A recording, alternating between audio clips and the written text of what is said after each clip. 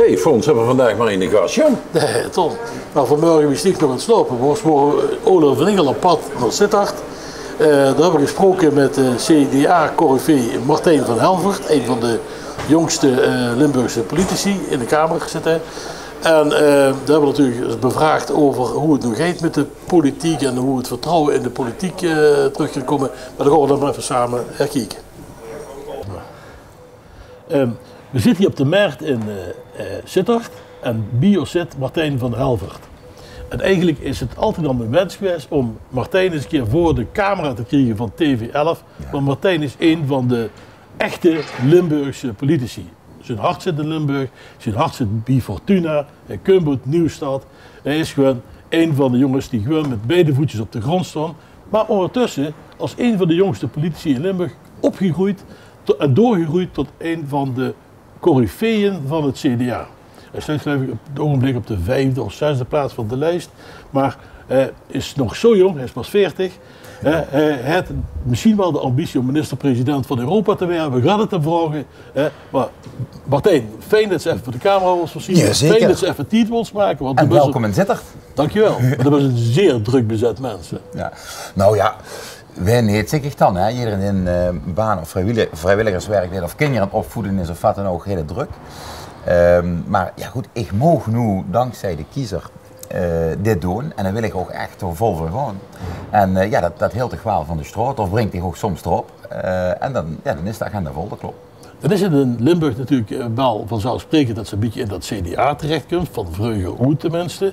Maar het CDA stuit wel onder druk in de huidige politieke wereld.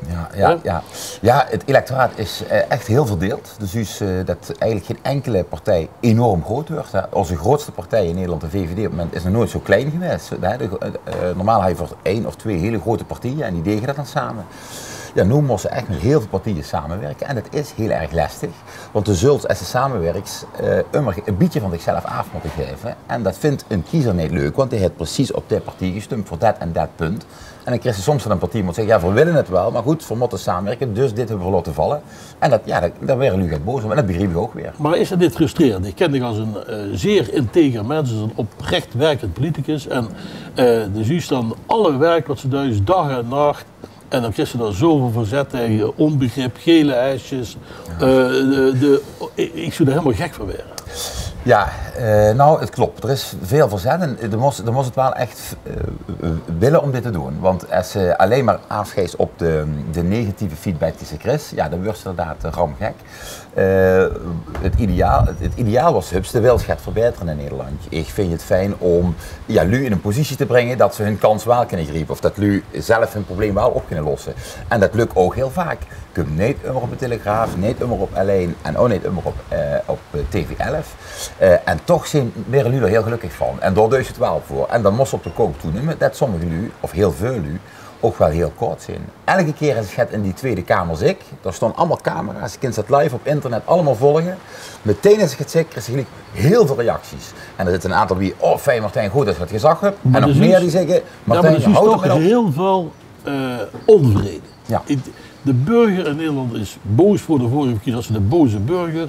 Dus nu is echt die onvrede ontstaan. Er is weinig geloof meer in de politiek, er is weinig geloof in datgene wat bedrijfsleven zit. Er zijn te veel schandalen, er is te veel onduidelijkheid. En ik zit hier iedere maandagmorgen op in dit hotel, zit daar op de markt, open spreekuur. Dan zit ze gewoon echt heel dicht bij de burger. Ja. De duister die best. En toch lukt dat dan in de landelijke politiek.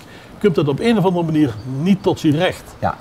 Hoe denkt het CDA überhaupt? Hoe denkt de politiek? Eigenlijk veel belangrijker. Ja. Want de politiek moet hier een antwoord op geven. Hè? Ja. Met z'n allen. Ja. Hè?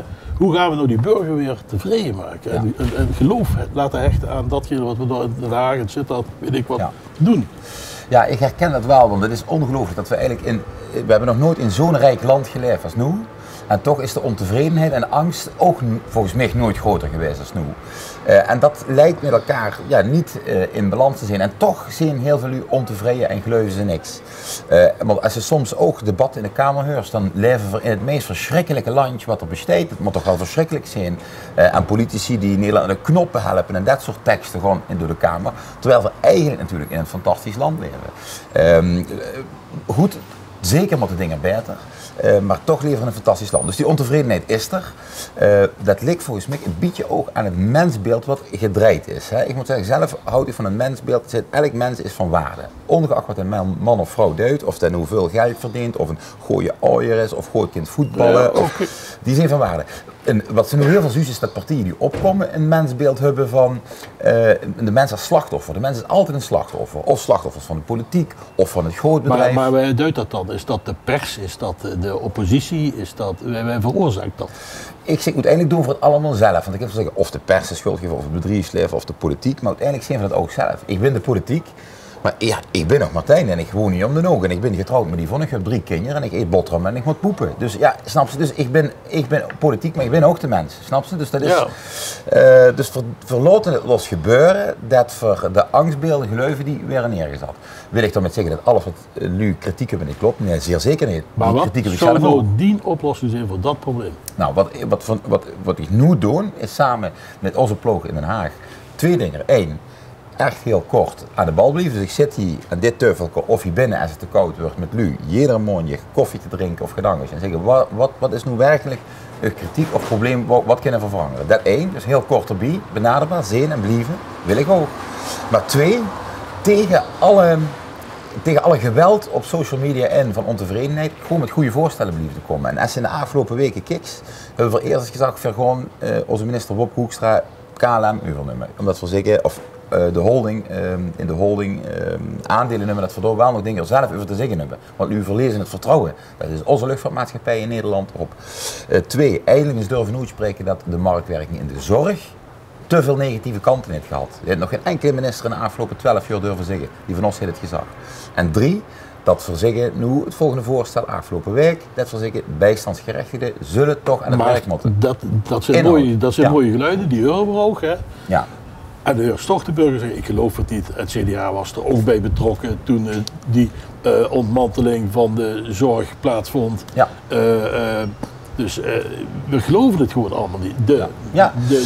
Dat hoor je ook. Het enige wat ze kunnen doen is leveren. En dat wil zeggen dat we de dingen die we zeggen nog moeten doen. Maar krijg je daar wel de tijd voor om te leveren? Ja, dat is de vraag. En ik zeg dan wel ook heel eerlijk, in een politiek bedrijf zeg ik wel ook terug, de kritiek die van de partijen komt, dat zijn allemaal partijen die in al die jaren dat ze bestaan in de kortheid nog nooit enige verantwoordelijkheid hebben genomen. En dat mag ook eens gezag worden. De kind kritiek hebben op de VVD, op de Partij van de Arbeid, op het CDA, dat mag zeggen wat ze wil van mij.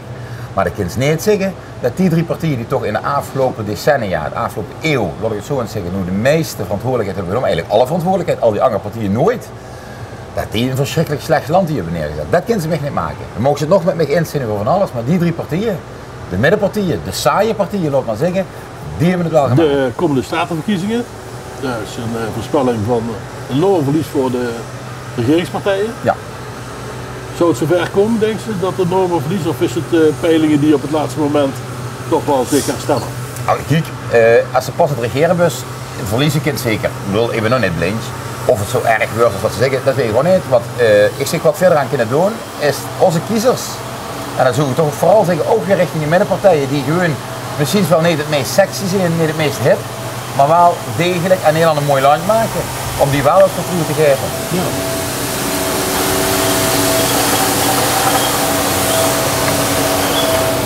Zo, dat worden de veegwagen, zit op het schoongeveegd, het land wordt schoongehouden. Ja, absoluut zeker. Martijn, even te afsluiten. Wat ik erg leuk vind, is die betrokkenheid bij Fortuna Sittard.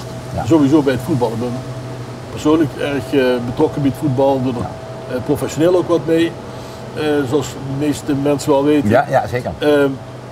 Maar ik ben in de raad van advies van Fortuna Sittard.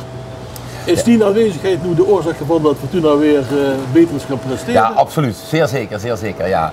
Ja, en die raad van advies, dat is eigenlijk heel informeel, dat is niks officieels. Het is ook allemaal vrijwilligerswerk. En het is dat we met een aantal uur soms bijeenkomen en zeggen, wat zijn nu verstandige dingen of welke linken moeten verleggen. Maar het is echt al vanaf jongs af aan. Ik geloof dat in de oude Baandert, dus dat er een seizoenskaart voor onder de 16 jaar 4 geuien kostte toen. En dan mogen ze naar iedere toetswedstrijd. En dan gingen we met de voetbalclub met z'n wel op. Dan gingen we allemaal kijken en dat heeft me eigenlijk nooit losgelaten. Groot manco van Fortuna Sittard is natuurlijk dat ze me nooit ontdekt hebben als keeper. Ik gewoon natuurlijk een fantastische, getalenteerde keeper bij FC Ria op een Nieuwstad. Ze hebben me nooit ontdekt, is natuurlijk een grote, maar dat heb ik ze vergeven.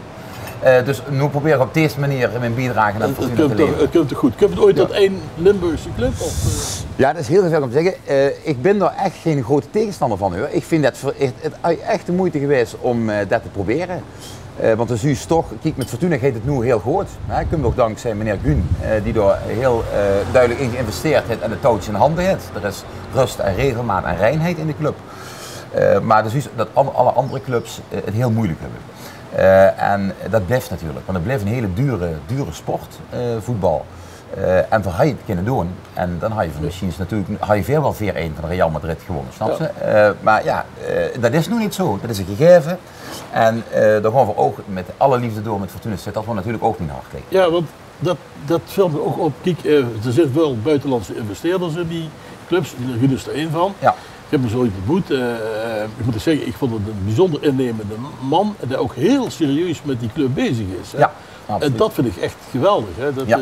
Dat is een echte serieuze investeerder in die club. En, en hij is ook niet alleen maar een geldschieter. Hè? Ik moet de kinderen verhalen van Roda, de kinderen van Den Haag. Dat zijn lui die moesten ergens geld kwijt. Hij is echt betrokken. Hè? Hij is betrokken, hij komt van Galatasaray, heel van voetbal. En hij zegt veel gewoon hier ook het leren van hij zegt Nederland ligt toch dichter bij het Engelse voetbal. Want ik zei ook, wat kunst doe je in Sittard doen? Dat was ook mijn vraag. Ik zeg, wat kunst doen? Hè? Met toch een beetje de achterdocht van die andere partijen. En hij zegt nee. Dus het doe ik zie dichter bij Engelse voetbal. Fortuna wordt ook goedkoop, wordt goed te kopen de club.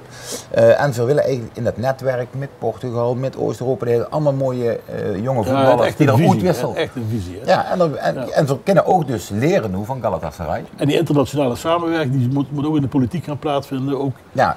Als dus ergens waar werkt het multiculturele verhaal wel, dan is het bij Fortuna Sittard. Want daar staan toch allerlei nationaliteiten, ik geloof 11 of 12 of misschien nog wel meer op één veld. En die doen het toch heel goed. Ze hebben nu wel een paar wedstrijden even verloren, maar dat komt vast wel goed. Ze voetballen te goed om te zeggen dat geen mist dit seizoen. Hey, leuk Martijn dat we gesproken hebben. Ja. Succes. Dankjewel. En met die werk, ik moet zeggen, het is een voorbeeld voor vele politici, hè, die toch heel dicht bij de mensen willen staan. En noem maar op. Ga ze door, zou ik zeggen, en succes. Nou, veel dank. En succes met TV11. Dankjewel. Dit was het dan weer, leefkijkers. Dit was weer het programma Heurigtig. Ik kan alleen maar zeggen, tot de volgende keer. Op dezelfde plaats, op dezelfde tijd, met mijn zeer gewaardeerde vriend Fons Mulders. Merci.